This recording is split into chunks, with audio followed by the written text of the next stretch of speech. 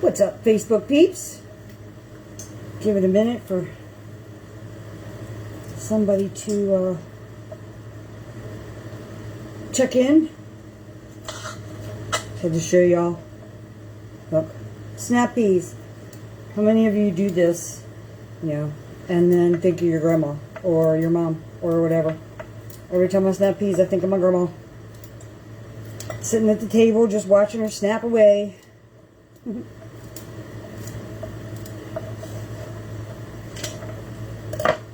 So, tonight's menu is completely random. No recipe required. Oh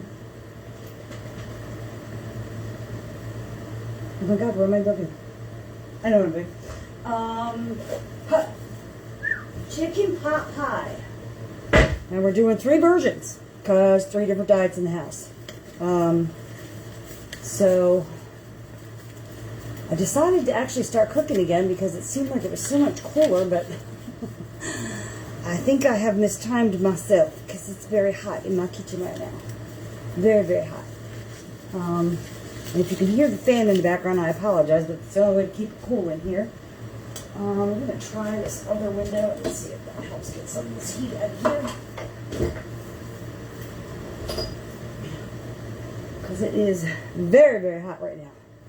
Alright, so chicken pot pie, don't ask me. My daughter thought it up and my daughter mentioned it. I ran with it because that's what we do. So in 3 different pots, I have chicken broth,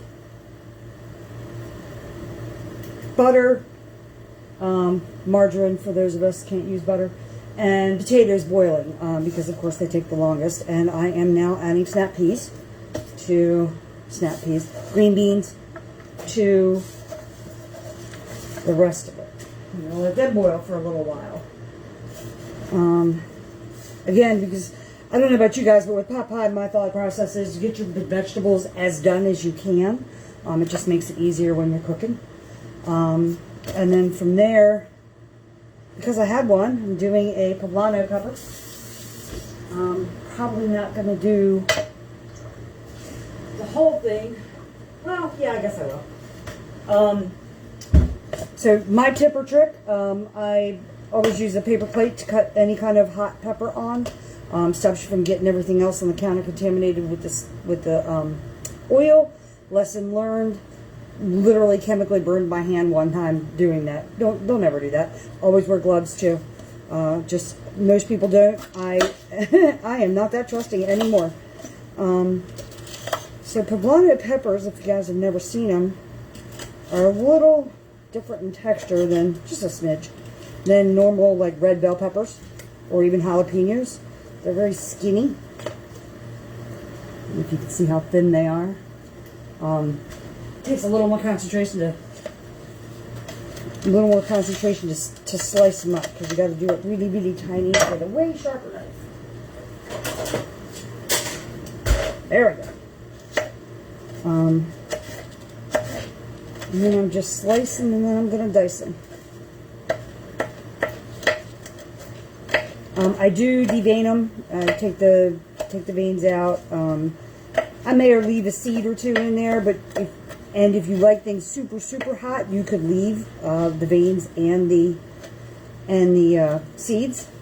But my entire family doesn't like things super hot. I do. My husband does. My kids not so much. My son used to, but I think he killed that in himself because he used to love to eat hot peppers all the time.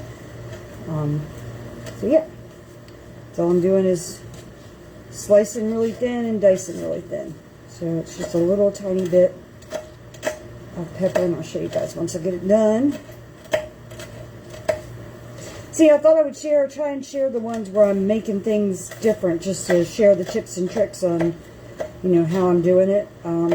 I actually saw this on a video. Honestly, I can't remember who it was. Might have been Lily Lute, it might have been anybody, I don't know. But instead of using regular traditional crust for the regular non-diet restricted version, I'm actually using biscuits for the crust. And then for mine, I got this a couple of years ago for Thanksgiving for pumpkin pie. It's just gluten-free pie crust, and it's actually really, really good. I do not make my own pie crust. I probably could. I have, but I took a lot of critiquing for my pie crust, so ever since then I decided, no, I'm not going to do it again. So I just buy it. I know that makes me a cheat, but whatever, because we're all about whatever we can get done quick and down and dirty up in here. So there you go, poblanos. I'm literally going to just put handfuls, a small handful in there, and of that in there. Yeah, it's probably good.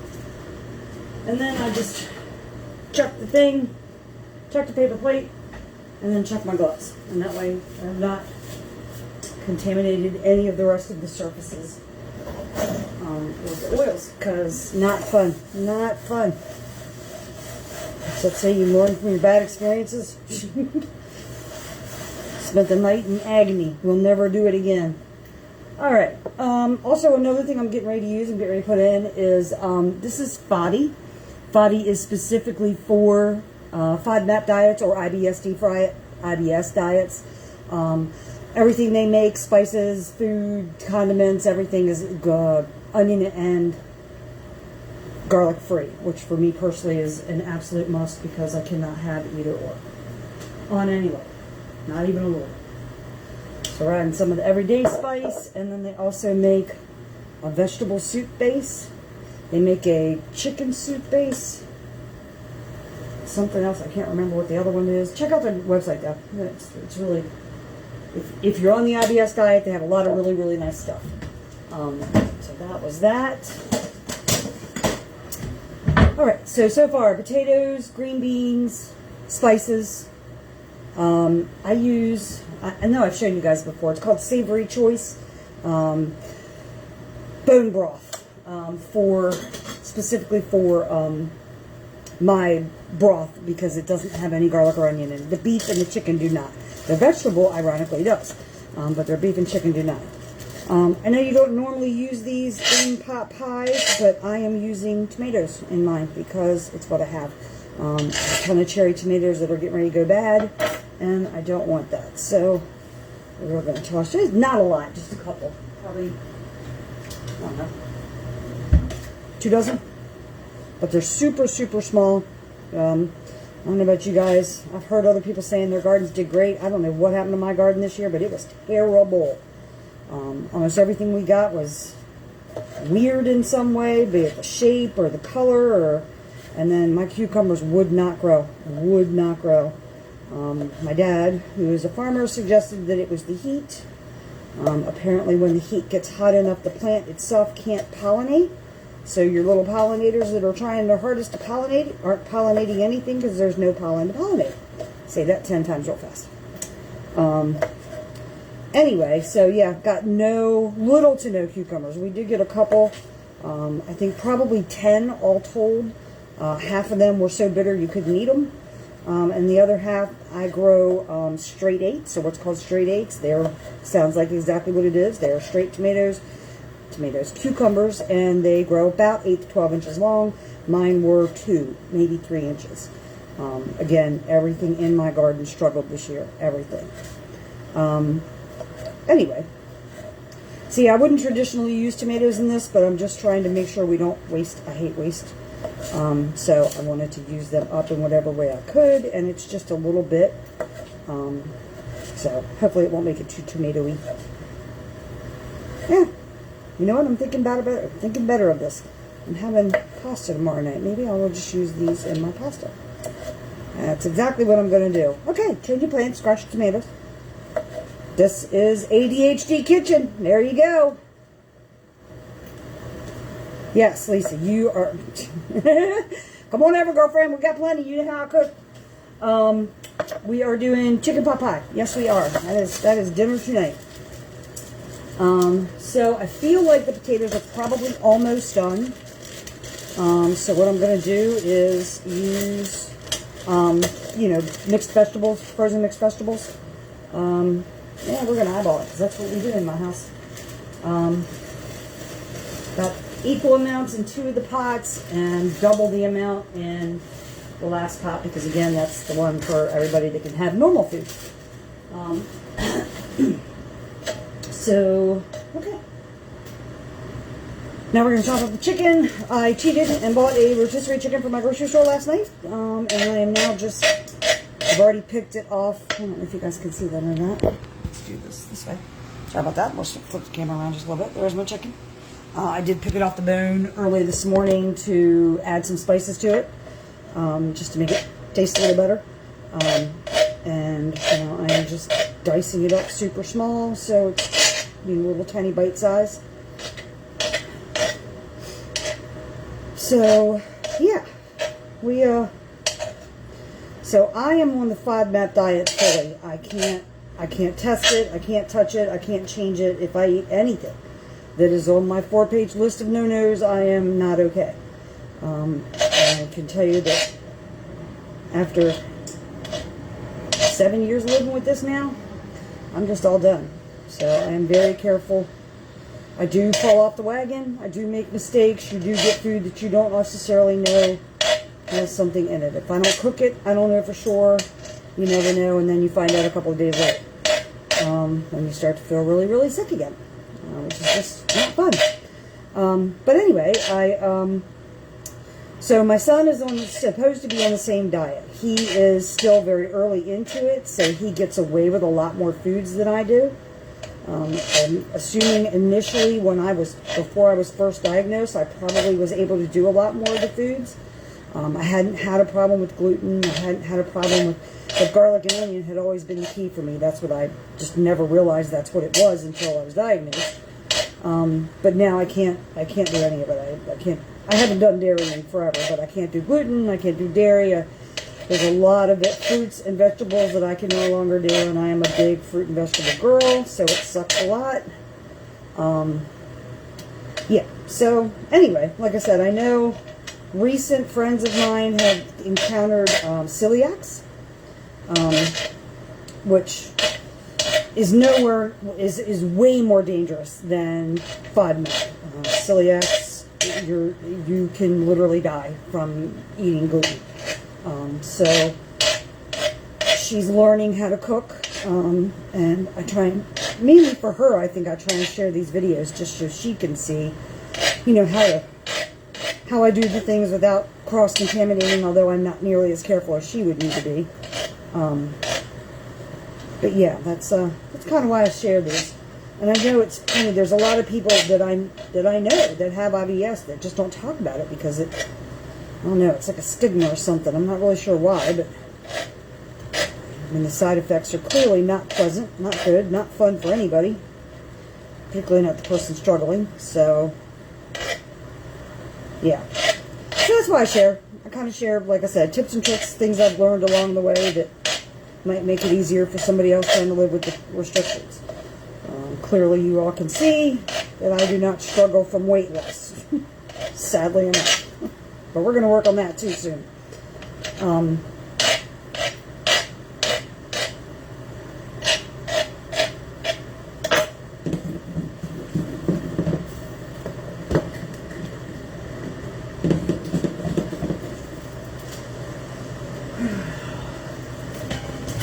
So for the 2 pots that do not have the garlic and onion and don't require all the restriction, I will use the same stir stick, stir spoon, whatever I'm using. But for the one that does not have the restrictions, the one that has garlic and onion in it, I will use a different spoon. Again, garlic and onion sensitivity is high in this house. So we are very, very, very careful not to cross-contaminate that. So hey, you guys know me, I'm all about the animals. I have Maryland State.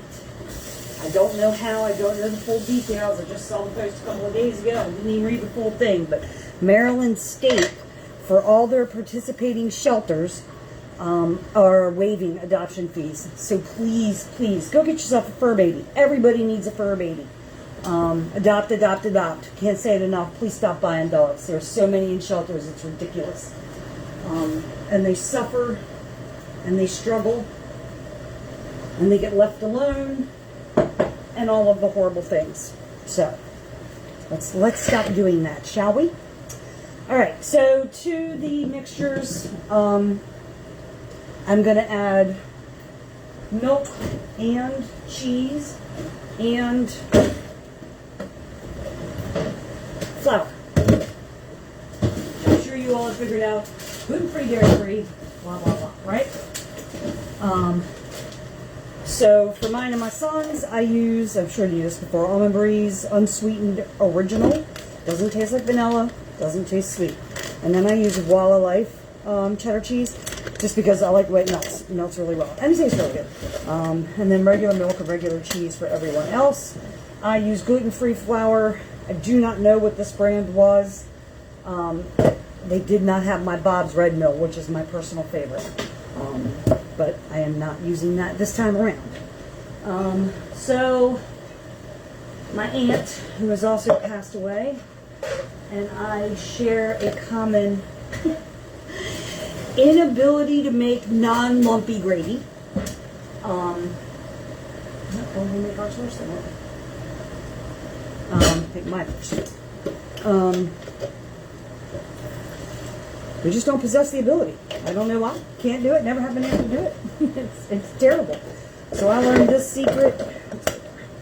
A while back.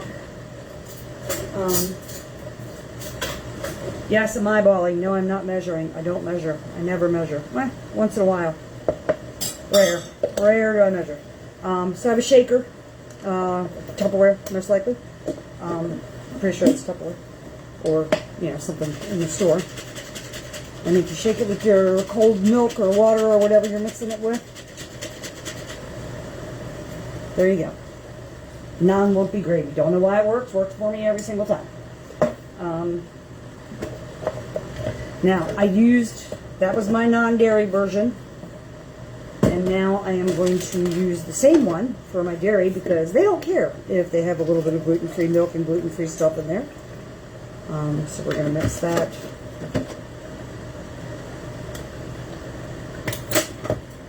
And again, regular flour, regular milk. I use 2% milk, always have.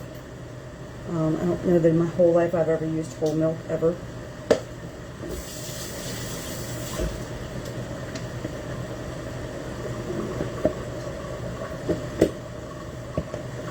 And I'm going to first do the gluten-free, dairy-free one and find out that I need to add a whole lot more, not a whole lot, a little bit more water to that.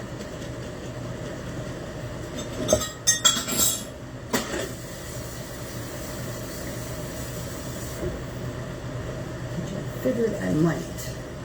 I don't know, it really all does depend on how juicy you like your pot pie. I like mine super juicy. Okay. Alright, that one is done. Literally that quick.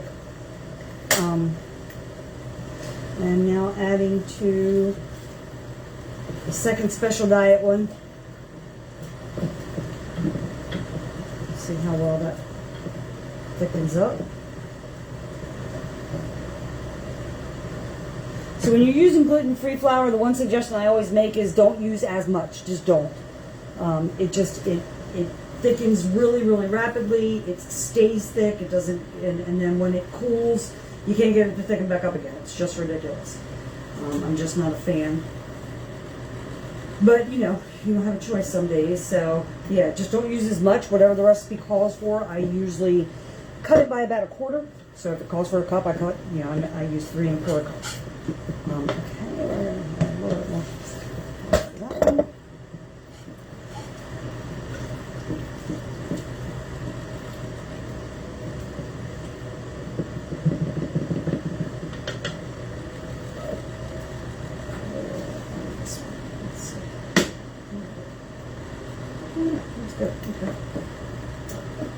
Alright, sorry you guys can't see me. I'm over on the other side of the kitchen, which is a whole 2 feet away. Yeah. I'm over on the stove.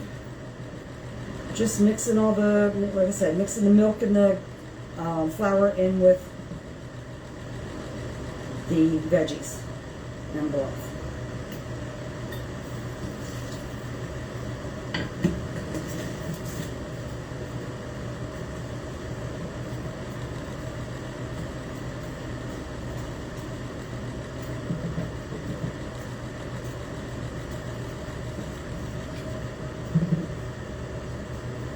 Okay.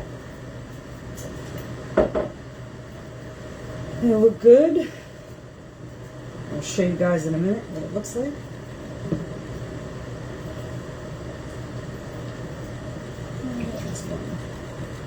Okay.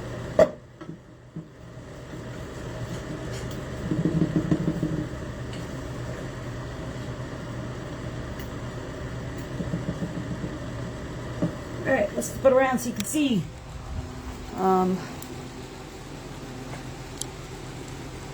So there is the potatoes, green beans, mixed vegetables, chicken broth, milk, and flour, and then spices. Like I said, I use the Fadi everyday spice and the Fadi vegetable-based spice. As you can see, it's nice and thick now. And of course, that's going to cook down once you put it in the oven. All right. And I'm going to add, sorry guys, I'm using a coffee cup to prop you up today. I'm going to add my cheese to mine.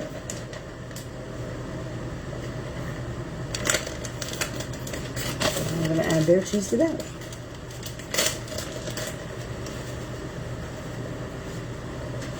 And again, not measuring anything. Because I just don't measure, never have. I think my grandmama is the one that taught me to cook that way. Okay.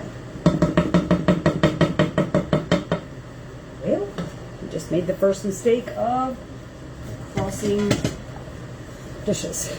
So let's get another spoon. So now every one of my 3 pots has a different spoon in it for a different reason. Again, my filling is gluten-free and dairy-free and garlic and onion-free. My son's is just garlic and onion-free. So we don't want to overdo his. And then of course the regular pot is just everything all around, doesn't really matter. So it's the non-diet restriction pot. All right, to all of this, smelling really, really good. To all of that, I am now adding the chicken.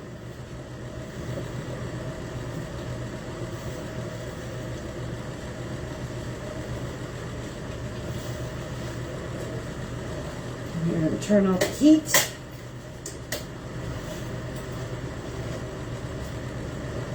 Wash our hands. The chicken was cooked, by the way, like I said. I'm pretty sure you were also me say I bought a rotisserie chicken, so it was already cooked. That's why I added it at the last minute and turned off the heat, because we don't want to cook it any more than what we're going to cook it in the oven for. I heated my oven at 350, and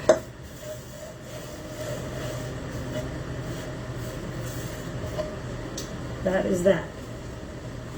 All right. Okay. Looking good.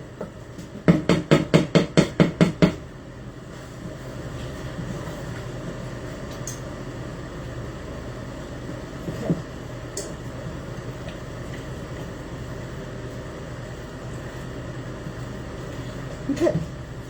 I'm a fanatic about cleaning up as I go because I don't want to be the one left behind cleaning it up later. Although I won't lie, my husband is also about cleaning up after dinner. He's very helpful, super helpful.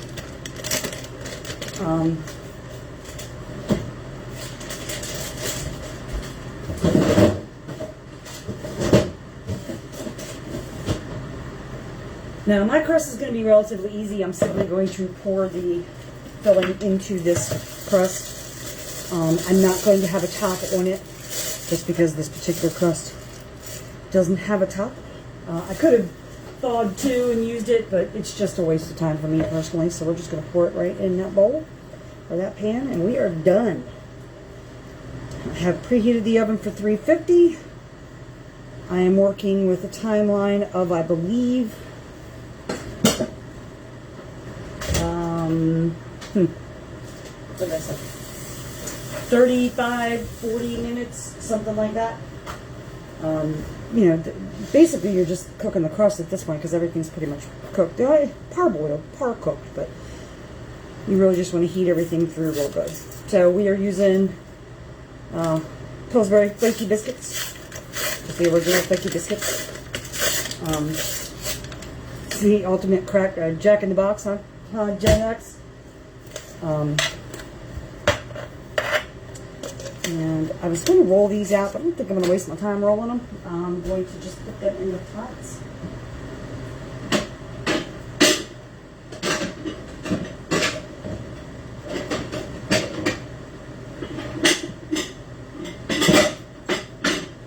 Alright. Oh, hi pants. I'm going to spray them with, you know, non-stick spray just because, well, we don't want the things to stick, do we? Alright. And then I'm literally going to take the biscuits and just kind of pull them. As you can see what I'm doing, like pizza crust. Just going to pull them out a little bit, and then I'm just going to lay them in there. I'm not going to create a real, like, for real.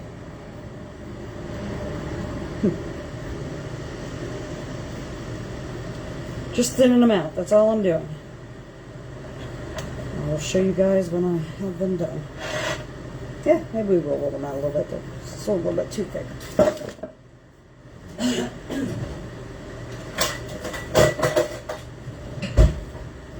Sorry if I'm boring everybody to tears.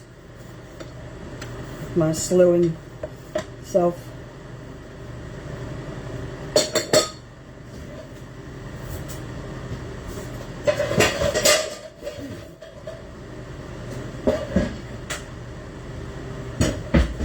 Okay.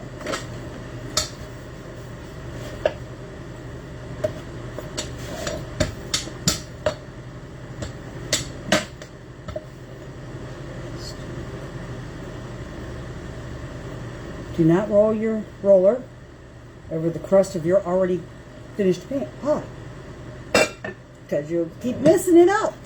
So we're just going to move that out of the way. There we go. Alright, so yeah, I just wanted them a little thinner. I don't want them real thick. So we're just rolling them out. I think I just heard my dog sneeze. I think everybody in my house is struggling with the allergies right now. I don't even know what the deal is.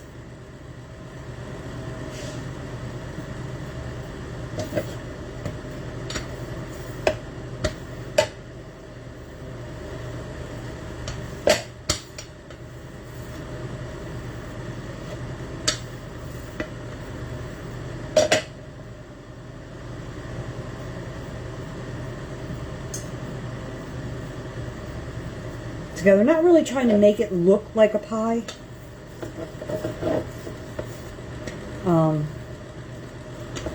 You know, not just bottom crust doesn't need to be 100% sealed. So it's just kind of a down and dirty, throw it together type of meal.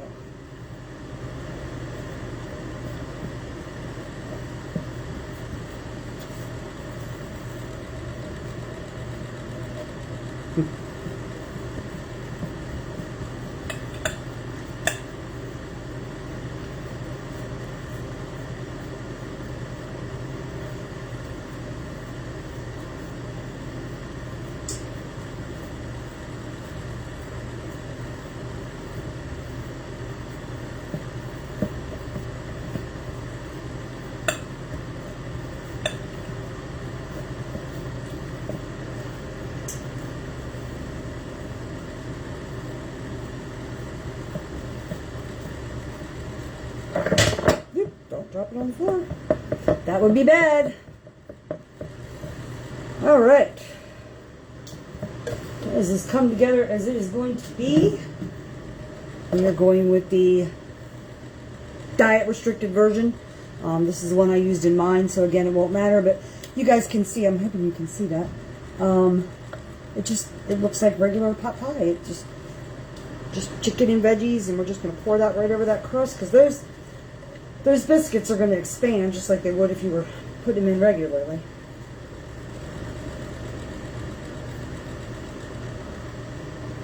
And then I'm going to endeavor to try and roll.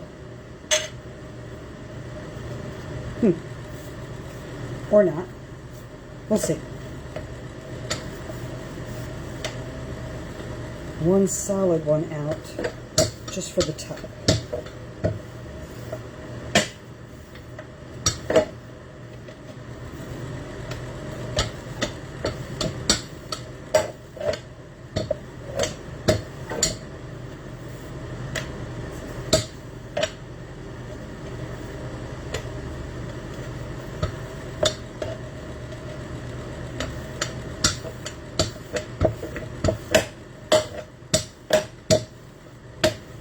Smells really good. Don't know if it's going to taste worth a damn, but it smells really good.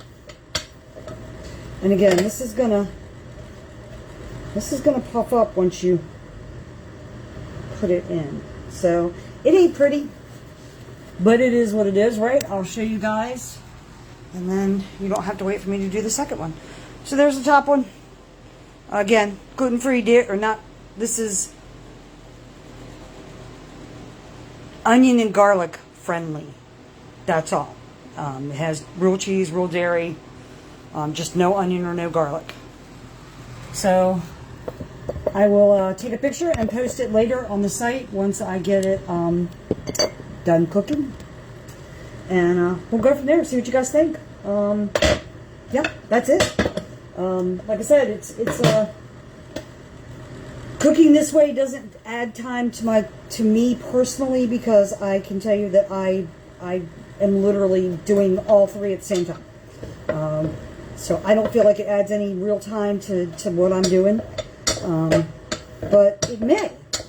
And I just don't realize it. But to me, it doesn't. I don't take any longer to make dinner than I had before. So I just am, I try to be as careful as I can be with making sure I don't cross-contaminate anything, particularly, like I said, with the garlic and onion, because we are both so very, very sensitive.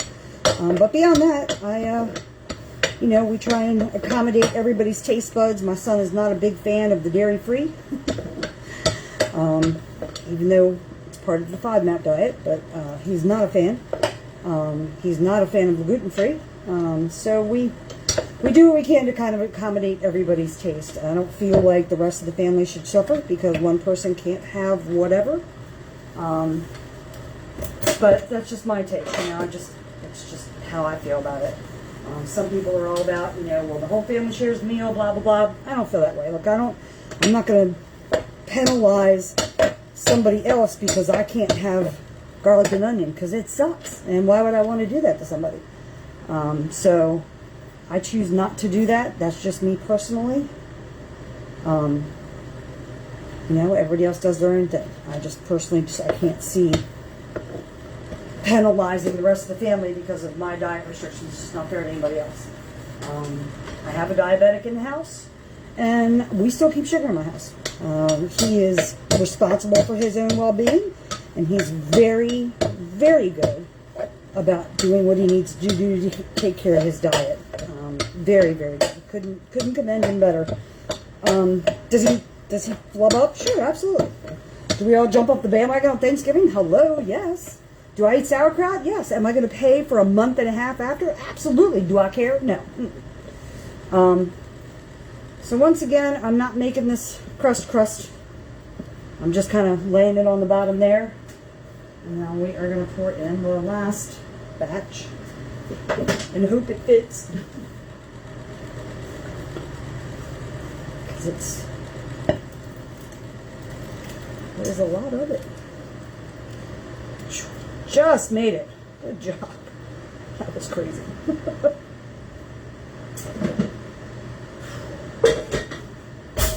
And then, like I said, I'm just going to do the same thing with this last one. I'm going to roll it out as thin as I can get it, and then I'm going to just lay it on top, because it's not a true traditional pot pie. It's just one down and dirty and fast and furious one. Doesn't have to be perfect. The biscuits will rise, will spread out as they heat up, just like they would if you were making them any other way. So there you go. 3 of them, all done. I might need to. I'm probably going to spill. But, you know, you can clean the stove, right? All right, guys. Well, it's all going in the oven now. I'm not going to chit-chat while I'm doing this. It's all going in the oven now. I don't mark them, and I'll show you why. To me, it's very obvious. It may not be to somebody else, but to me it is. Pardon the mess that is now my kitchen. But I'll show you why I'm not going to mark them in any way. So this is mine. There's no top on it. It's just by itself, and it's in a little, you know, throwaway little pan. So I know that's mine. This is my son's. Not as full, as you can see. There's plenty of space still in the pan for more. And then this is everybody else's, which is overflowing and is probably going to spill all over my stove. But it's okay. So that's how I know whose is whose. I could, and traditionally, if I make pies or something like that, I'll make like an X or a specific design or something like that that reminds me to, you know, which one is which. But in this instance, because of the difference in how they look, I know which ones they are. I'm actually going to fix some more on that. But yeah, so anyway, there you go. Yet again, another round of tips and tricks for FODMAP-friendly, gluten-free, dairy-free cooking. I hope if you are in any way restricted that you get better really, really quickly and never have the problem again. Which all of us hope for, but never really comes to fruition. But if you are, and I hope that by watching the videos you're able to learn something and it helps you in some way. Those of us with the specials gotta share and I'm a firm believer in sharing resources, sharing knowledge. You know, some of us have lived with certain things for longer than others, and it just, it's like anytime you can find help, I think it's good. So anyway, putting these in the oven so we can actually have dinner on time tonight. And thank you guys all for watching and checking in. It's nice to see everybody. Yeah, everybody take it easy. Love to everybody, and stay safe out there.